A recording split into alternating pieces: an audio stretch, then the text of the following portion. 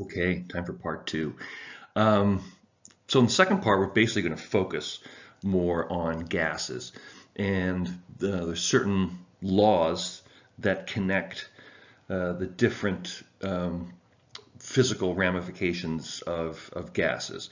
And when we talk about gases, we basically are talking about the volume of a gas, the pressure of a gas, the temperature of a gas, and how much gas you have. And there's something that can bring all those things together called the ideal gas law, and we'll get to how that was determined. So first, how do we define a gas? Well, basically, it is something that doesn't have a definite volume and it doesn't have a definite shape. Because solids, we're well aware, we have a solid here, it has a definite volume and a definite shape, right? A liquid has a volume, but it takes the shape of whatever you pour that liquid into. So if I pour a liquid into a V shape, it's a V shape. If I pour it into a ball shape, it's circular. But a gas, basically, it's whatever shape the container's in. If you let gas out, it doesn't have any volume. It doesn't have any shape. It's just random molecules moving around. So we need to define gases by how they behave in a certain volume at a certain pressure. And pressure, we're basically going to define pressure as the force that gas molecules have when they hit the sides of their container. So basically, if I have a lot of gas molecules in a container, if I was to put like twice as many gas molecules in this container, well, then gas molecules would hit that container about twice as often, right? And so the pressure would go up. And if I was to increase the temperature of that container, the molecules would move around a lot faster. And since the molecules are moving around a lot faster, they would also hit the container more often, and the pressure would go up. Or if I made the container twice as small, if I made the container twice as small with the same number of molecules, well, then those molecules are now, since the container is smaller, going to come into contact with the sides of the container even more frequently, and what the pressure is going to go up. So that's how we think of pressure when we're dealing with a gas. So the relative states, if I have a solid, I've got a definite shape, I have a definite volume. My interactions between the molecules are, of course, really, really strong. If I have a liquid, could be whatever shape I put it into, but the volume is definite. A liter of water that I pour out of one shape container into another shape container is still going to be a liter of water. Doesn't matter what size container I put it in, as long as it's bigger than a liter, I got a liter of water. That's where gas is different. Gas doesn't have a definite shape or a definite volume. If I have a liter bottle of oxygen and I empty that liter bottle of oxygen and I put it into a 2-liter bottle, well, I now have 2 liters of oxygen. So it doesn't have a definite volume.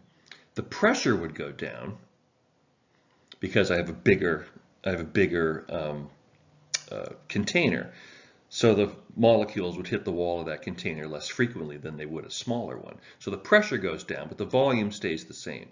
So the volume of gas I have is completely dependent on the size of the container. And that reflects the kinds of particles we have, because strong interactions, moderate interactions, and of course gases have weak to no interactions at all. Constantly moving around in the case of gases. So as I was mentioning, this is how we think about pressure. So This is the fundamental theory of the behavior of gases. Anyone knows what kinetic means? Kinetic means movement, right? Kinetic energy means energy put into movement. So the theory about gases is the more movement gas molecules can have, the higher the pressure. So we consider gases to be tiny particles separated by very large distances, meaning the distances between the gas molecules is huge compared to the tiny, tiny molecules themselves. So they're constantly moving, and they're colliding with one of two things. Either they're colliding with each other, or they're colliding with the size of the container. And whenever they collide with the size of the container, the pressure of that container increases. So if the velocity of those particles increases with temperature, because when we increase the temperature, we're increasing the heat. Heat is energy. So we're increasing the energy of that system. And when you increase the energy of the system, the molecules in there have more energy than they did before. Well, how do they express the fact that they have more energy? By moving faster. They increase their kinetic energy. So they move faster, and if they're moving faster, their chances of hitting the side of the container and bouncing off goes up. The faster they move, the more frequently they're going to encounter the sides of the container. So that's another part of the kinetic theory. And the other part of the kinetic theory that isn't quite true, gas particles do not experience any force of attraction or repulsion. Now, we've already shown that every molecule can have some kind of intermolecular or intramolecular interaction, right? That was the London dispersion force, the force of last response. So every molecule has at least some tiny amount of interaction it can actually do. So a gas that is perfect in every way and has absolutely no interactions whatsoever, we call an ideal gas. But there really is no such thing as an ideal gas in the real world. Most gases show some slight deviations, but for the most part, gas molecules really don't interact with each other very much. And we can think of them pretty much as ideal. I mean, the most ideal gas you're going to find is helium, because it's really small, and so it doesn't really have much of a surface to interact with each other and force these sort of London dispersion interactions to occur. So helium is about as ideal a gas as you're going to get. But then you start to become less and less and less ideal the bigger you get, so that a gas like xenon, for instance, is much bigger. And so it can actually form more of those London dispersion forces than helium can.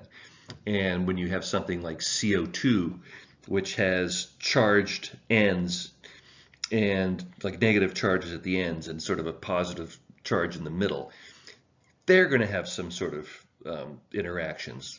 But these will be pretty slight deviations from what we call real gases. So how do we define these things? So pressure is just the force of something divided by the area that that force is acting on. So we have a number of different forces when we consider, physical forces in nature. What kind of force are we dealing with? The force of, a bridge, someone walking over it, the force of you pressing down on something. For gases, the useful unit for pressure, and there's a number of them. The basic unit is a bar, or what we're going to be using, an atmosphere. That makes sense, right? So an atmosphere is a unit of pressure equal to the average atmospheric pressure at sea level. So you'll notice that the normal atmospheric pressure is around 1. And when you have high pressure, when you talk about a high pressure system, it means it's slightly above 1, and generally means it's going to be cloudless and warm. And when you have low atmospheric pressure, slightly less than 1, generally means you're going to have, cloudy and rain and some sort of weather event. So we will be using atmospheres, but there are a number of other units for pressure that people have been using for a really long time. One of them is the bar here, which is equal to 100,000 pascals, which, that's something that physicists would deal with. But just think of this, 1 bar is almost an atmosphere. It's really, really, really close. It's 0.987 atmospheres. And so a lot of weather forecasters talk about the pressure in millibars. And so 1 atmosphere would be equal to 987 millibars. So you may hear that depending on where you're from or what kind of weather person works in your neighborhood. Generally, the atmospheric pressure a lot of times is given in either millibars or, as we'll see, in millimeters of mercury. Why would it be in millimeters of mercury? Well, when initially people were trying to measure what pressure was, or trying to come up with some sort of instrument to measure pressure, one of the first things they came up with was an instrument that had a column with a vacuum on the top. So there'd be a vacuum on the top, and there'd be a column and mercury in here. So there'd be a column of mercury metal. And so then they would put it out in the atmosphere. And if the atmospheric pressure was high, it would push that column of mercury higher. And if it was low, the column of mercury would come down a little bit. And so they designed it so that at exactly 1 atmosphere of pressure, this column of mercury would be 760 millimeters in height. Why 760? Because that was the size of the barometer. That's what a barometer is. A barometer measures the atmospheric pressure. And so the first barometers came out to 760. Would have been a whole lot easier if it was 1,000, wouldn't it? Yeah, it would be a lot easier, but it isn't. So when we're converting atmospheric pressure in millimeters of mercury, which is also called 1 torr, and most people who design like high vacuum systems and stuff like that measure pressure in torr, like really, really low pressures, like millitorr and microtorr and even nanotorr for like extremely low pressures. So torr, or millimeters of mercury, which is the same thing, is probably the most common way that pressure is talked about in chemistry circles. Physics circles, other engineering circles, they have a lot of other units. But we normally deal with torr, millimeters of mercury, which is the same thing, and atmospheres. So let's look at an example. So, because you're going to be needing to convert, again, we're going to be doing unit conversions. Yay, everybody loves unit conversions. But if you're given this question, 1,547 millimeters of mercury. Well, how many atmospheres is that? Well, we treat it just like we would any other normal unit conversion. We write down what we're given. So we have 1,547 millimeters of mercury. And we need to convert that to atmospheres. How many atmospheres? Well, 1.00 atmospheres is 760 millimeters of mercury. And so, cancel out our millimeters of mercury. We're left with atmospheres. And the answer is 2.03553 atmospheres. So the question then becomes, what do we use to determine the number of significant digits? Well, this number is thought of as 760 dot, because it's the definition of one atmosphere. Okay, so 1.00 atmospheres is equal to precisely 760 dot millimeters of mercury. So we have 3 significant digits. So we would go 1, 2, 3. My next number is a 5, so my final answer would be 2.04 atmospheres. Okay? So now let's look and see where our gas laws come from. So that's just a formula that relates 2 or more properties of a gas. So as we know, when we're measuring gas, I said there was like 4 things you're going to have to consider: pressure, volume, temperature, and amount. And so when scientists like hundreds of years ago were first starting to measure gases and consider like the reactions involving gases and precisely measure the amounts of them, one named Boyle noticed that as the pressure of a gas increased, its volume decreased. And as you increase the volume of a gas, the pressure decreased. So he noticed that they were inversely related. As one went up, the other one went down. So pressure is inversely related to volume. So the way we can rewrite this is that the initial pressure times the initial volume, or PI VI, for I for initial, is going to be equal to the final pressure times the final volume. So we put these two things together because as P goes up, V goes down, and it'll equal the other side, where if P went up, V went down as the inverse happens. And so one side is going to equal the other side, because one pressure is going to go up, the other pressure is going to go down. If one volume goes up, the other volume is going to go down. So these things are going to balance out.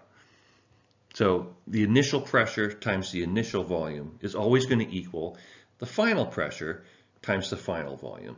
And the cool thing is you can use whatever units you want because they're all related to each other. So if you want to use torr, if you want to use atmosphere, you want to use millimeters of mercury, you want to use kilopascals, whatever you want to use, it's fine as long as you use the same units on both sides. So how does this relate to the health industry? Well, kind of important for breathing, actually, Boyle's law, because every time we breathe, we're showing Boyle's law in action. Because when you breathe in, what your lungs are actually doing is increasing their volume, right? So they're increasing their volume, and so the pressure of the gas inside your lungs goes down. So your volume expands, your chest expands, you breathe in, your lungs expand, so the volume is greater. And so as the volume becomes greater, the pressure becomes smaller. And now the pressure outside your body is now higher than it is inside. And as we know, or as we should know, pressures go from where it's high to where it's low. So air goes in. And then we do exactly the opposite. When we breathe out, we, in fact, decrease the volume inside of our lungs. So we decrease the volume, the pressure goes up. So now we have a higher pressure inside our lungs than we do outside, and air is forced out to where the air pressure is lower. And so it's not huge increases of pressure. Obviously, if it was like huge increases of pressure, our lungs would explode. But it's enough to force gas to go in and then force gas to go out just by changing the volume of your lungs with your diaphragm. So that's, these small changes in pressure are basically responsible for us still being able to breathe. So kind of important, I think. So let's look at the second law that comes along in terms of gases, and that is by Charles. Notice this, Sir Charles. A lot of English people working on gases at this time. So pretty much all of the gas laws except one, and actually we don't refer to it in this chapter, but it's our old friend Avogadro, and I'll talk about him in a minute. But Charles saw that there was a relationship between volume and temperature, that if you increase the temperature of a gas, the volume expanded. So if you had a balloon, for instance, and you've probably noticed this, if you have a balloon, let's say you're buying balloons for a birthday party or something, and you put them in your car, and you leave them in there, and it's like kind of hot outside. Even if it isn't hot outside, your car kind of gets hot after a while, right? Those balloons get bigger and bigger and bigger, and some of them might even pop. And it's because the heat is increasing the energy of the molecules inside that balloon, and so they're going to be moving faster. And the faster they move, the more they're going to be hitting the sides of the container and making the container itself bigger. If it's not a rigid container, if the container is like a balloon, it can expand or contract. The more it hits the sides of that container, the bigger it's going to make the container. If it's a rigid container, the faster it hits the sides of the container, the pressure is going to go up. But if it's a non-rigid container, the faster it hits it, it's basically going to make the container bigger. And so he noticed that volume and temperature were linked. If one went up, the other one went up too. And this was related not to Fahrenheit or Celsius, it was related to the absolute temperature. So if the temperature doubled in Celsius, it didn't mean that the volume doubled. It only doubles if the absolute temperature doubles. And when we talk about absolute temperature, of course, we're talking about Kelvin, right? It's absolute because it starts at 0 and goes indefinitely. So a change in absolute temperature of 2 times means it goes from like 200 Kelvin to 400 Kelvin, or 50 Kelvin to 100 Kelvin. Because when you're dealing with an absolute scale, it means there's precisely twice as much heat energy at twice the temperature in Kelvin. That's not true with Celsius or Fahrenheit.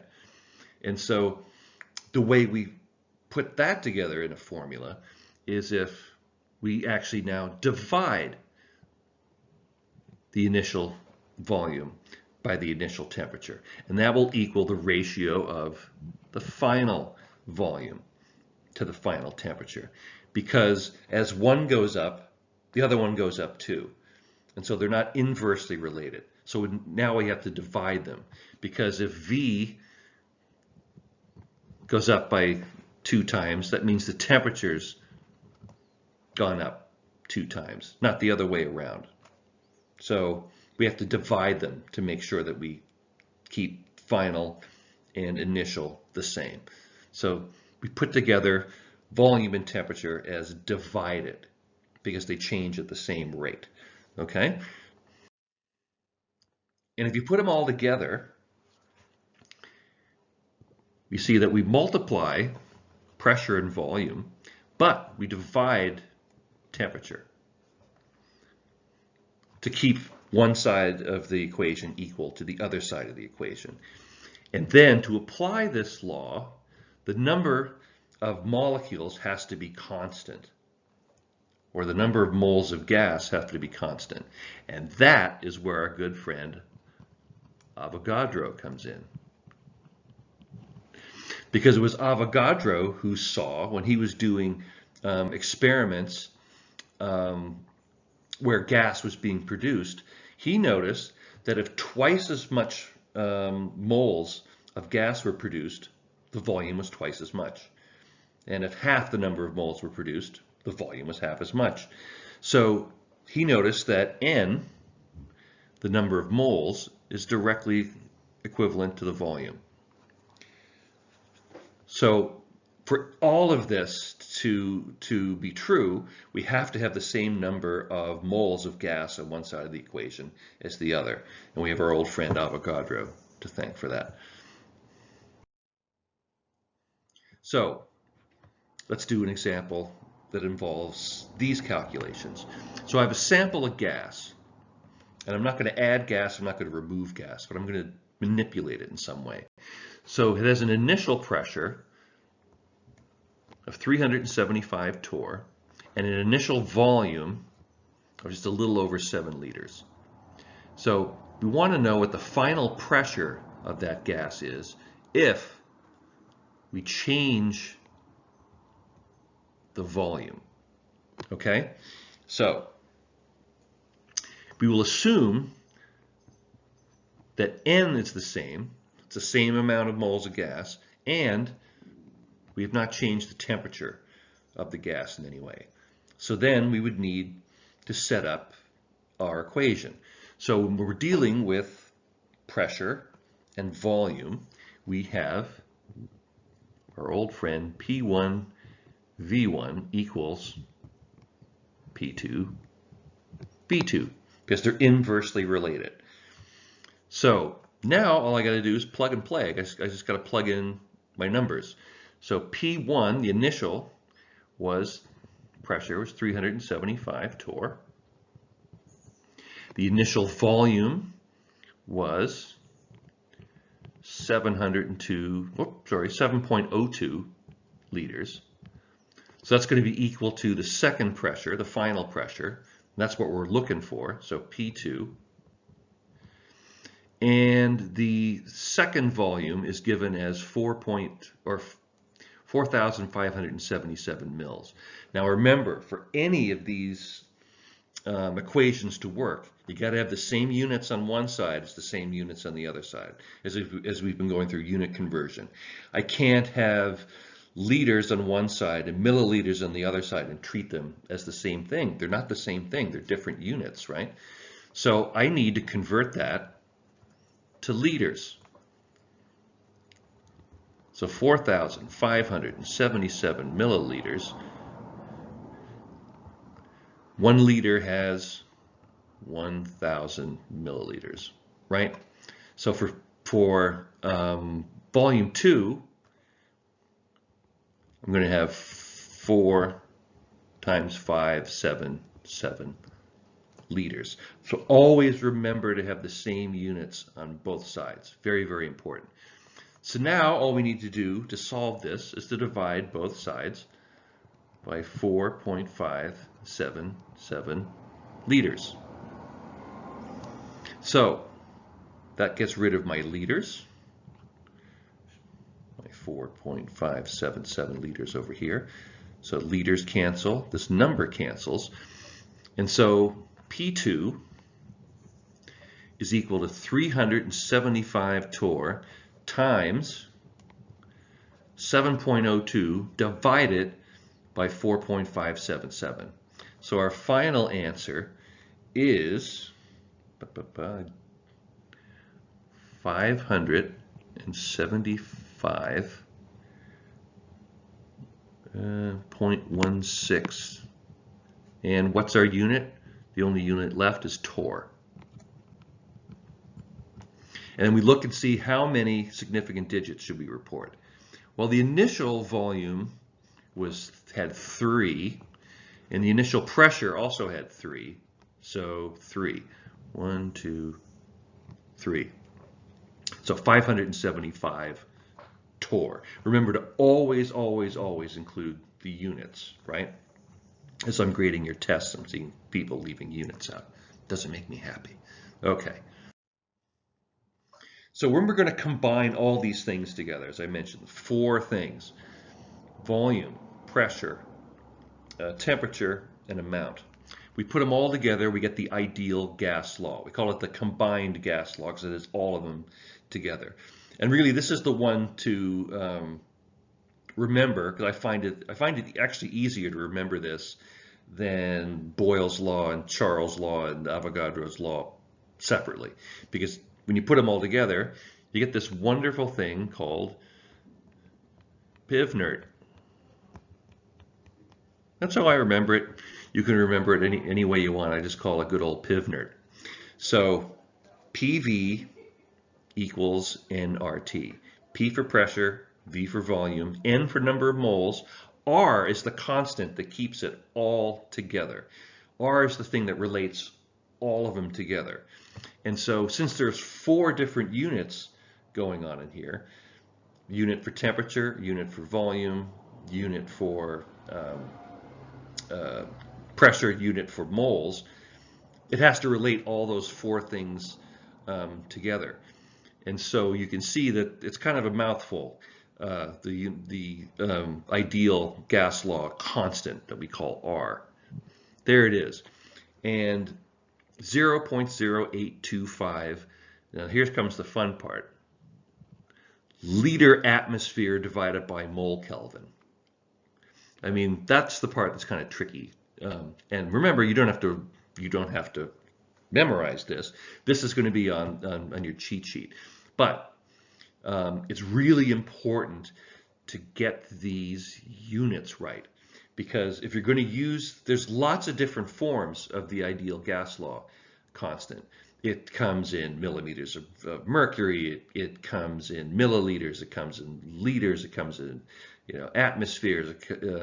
The only things that are constant are moles and Kelvin, because it's all based on absolute temperature. So we can't substitute Celsius, we can't substitute Fahrenheit, and there is no substitute for moles.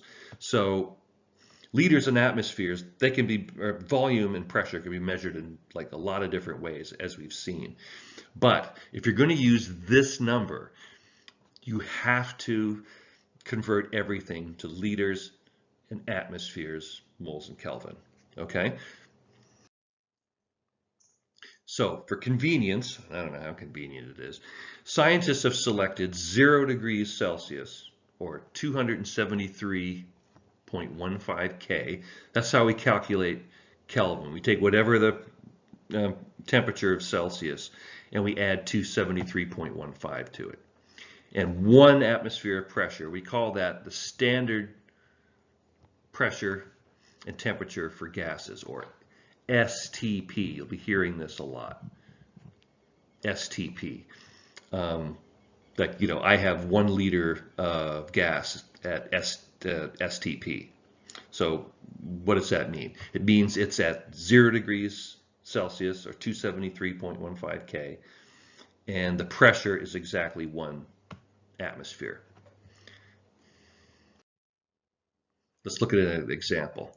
So I have a pressure. I've got a sample of CO2 gas, so some carbon dioxide gas, and I've got a little over half a mole, and it's in a 20-liter container, and the temperature is 451 K. Okay, so I have 3 of the things out of the 4. I have the number of moles, I have the volume, and I have the temperature. So all I need to do, the only thing that's left out is pressure. So I write down PivNert, PV equals nRT. And basically, how I'm going to set it up is that I'm going to solve for pressure, right? Because that's what's being asked here. You're being asked, what's the pressure? So I want to isolate pressure by itself. So I'm going to have pressure, it's going to be equal to nRT divided by V, right? So I just divide both sides by V and I can isolate pressure by itself. So P is going to be equal to N, and that's just number of moles, so 0.557 moles, times R, and R is going to be 0.08205, and then we put all those units in. Liter, atmospheres, moles, Kelvin, times T, and our T is our temperature, and that's 451 Kelvin, all divided by the volume. Our volume is 20.0 liters. Now, see, the reason why it's important to keep all of the units in there is because now, if the only unit left is a pressure unit after you've canceled everything out, then you've set it up properly. So I've got moles here. You can't really read it because my handwriting is terrible. I got moles on the top, and I got moles on the bottom. I've got Kelvin on the numerator, and I got Kelvin as a denominator. I've got liters as a denominator here, and I have liters as a numerator up there. So the only thing I have left is atmospheres. And that's what I want. I want my unit to be in atmospheres. So I just do the math. 0.557 times 0.08205 times 451 divided by 20.0. And my final answer is 1.03058 atmospheres. And then it's just a matter of figuring out how many significant digits. Well, the moles and the liters, the volume of the container, and the temperature all have 3. So I would round that to 3. And my final answer is 1.03 atmospheres. Okay? So I'll be doing more of these on Tuesday when we get together, and then we'll do a workshop of both looking at gas law problems and looking at what sort of interactions molecules, the intramolecular interactions that form solids, liquids, and gases. Okay, so for all you respiratory therapists out there, pay attention, because there's going to be a lot of gas law questions coming up, and they'll be particularly helpful for anyone thinking of going into that particular field. Okay? All right, I'll see you next week.